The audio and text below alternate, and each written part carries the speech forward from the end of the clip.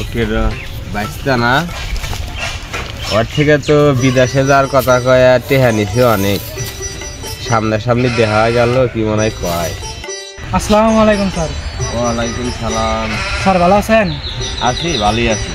Sir টাকা নিতে নিলে তো 7 লাখ টাকা নিয়ে ফেললেন, এখন পর্যন্ত ভিসা দিলেন না। বিষয় কি অত সহজ জিনিস? কও। এত টাকা নিলেন এখনো বলতেছেন ভিসা কি অত সহজ? নিতে অনেক প্যারা, খুব কঠিন কাজ। মন চালি কাউ দিশা যায় না। Okay sir. একটু ধৈর্য ধরো, কাজ হয়ে যাবে।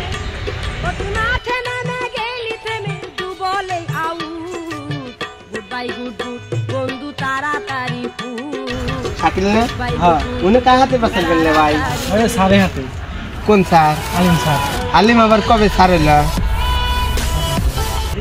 ও কথা কইস না, বিদেশে যাওয়ার কথা 7 লাখ টাকা নিয়ে ফেলছে, এখন পর্যন্ত ভিসা দিতেছে না। বললে কয় দেব।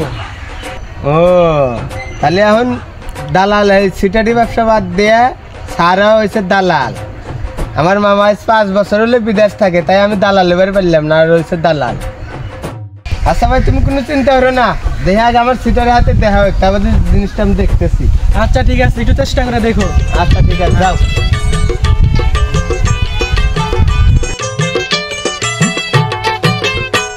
তুই মাঠে নেমে গেলি খবর কি কিছু জানো?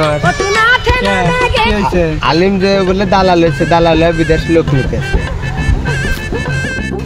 হ্যাঁ আমি তো জানি যে দালাল হয়েছে, আমাকেও বিদেশ নিয়ে যাওয়ার কথা করছিল, কিন্তু আমি তো জানি ও কত বড় পাকা সিটার, এই জন্য আমি একটা পয়সাও দিই নাই, আর আমি বিদেশে যাই। ভালোই করছি মামু।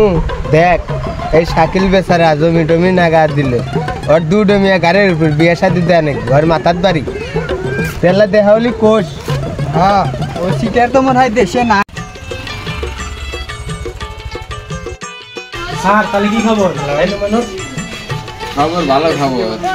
সেই 1 মাস তো টাইম মিলেন, 1 মাস তো হয়ে গেল, কি খবর তাহলে?